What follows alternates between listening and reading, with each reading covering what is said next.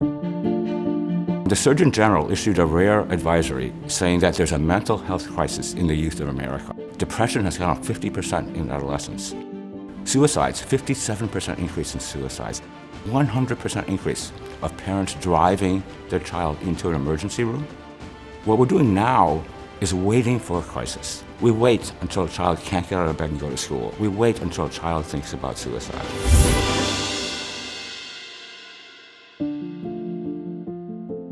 So around my sophomore year in high school, I was really feeling the pressure of the tricky classes and starting to think about college. I've paid attention to too many of my surroundings instead of just trying to be focused on one thing. So I'm just trying to be in control of everything. The last couple of years with the pandemic has been a little rough. We weren't really have as much social interaction besides maybe over the phone, FaceTime, and at a certain point you might feel like you have to explode. Let's listen closely for the light sound of rain. A friend mentioned to me about this practice through Inner Explorer, and I kind of looked into it and started using it. Doing it every day, it can really make it so you don't have something constantly eating away at you. You'll always be calm, you're not going to be stressed. It helps you realize certain things about yourself that you wouldn't really want to admit to yourself. Technically, you don't really have to say it out loud, so you realize it on the inside. So if I had to talk to a parent about mindfulness this summer, I would want them to know that mindfulness is everywhere around you. It's not something that you have to work hard at. There was a mindfulness program as part of my children's school, and then they just sort of took it home with them. Even over the summer, even as they went on through to college, it was something that they used every day. As a parent, my daughter is 5. She loves it. It calms her down every day. Something she can do by herself.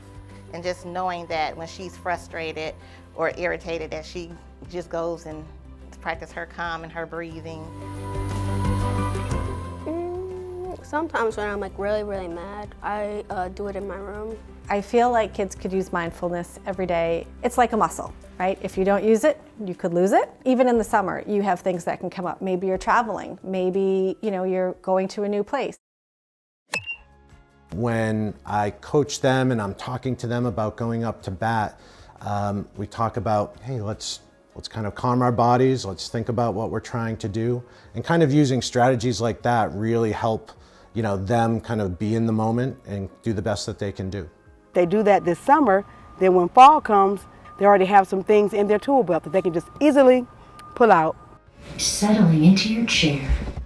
So we did one study with 6th graders in a school, and we did the gold standard of research, a randomized controlled trial. Half the students were randomly taught to practice mindfulness for a month, and half were randomly taught computer programming, which is actually a pretty useful skill these days, the way the world is, right? Half the children who went through the mindfulness training came in for brain imaging. And we looked at how did their brain change from before to after. And what we found was this.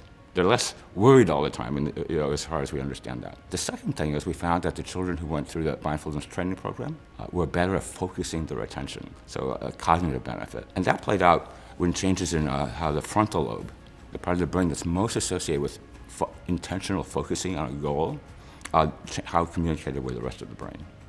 So we're very excited about this as a way to improve the resilience and health of children and to reduce the tragic numbers we now see in terms of mental health problems in adolescents and young adults.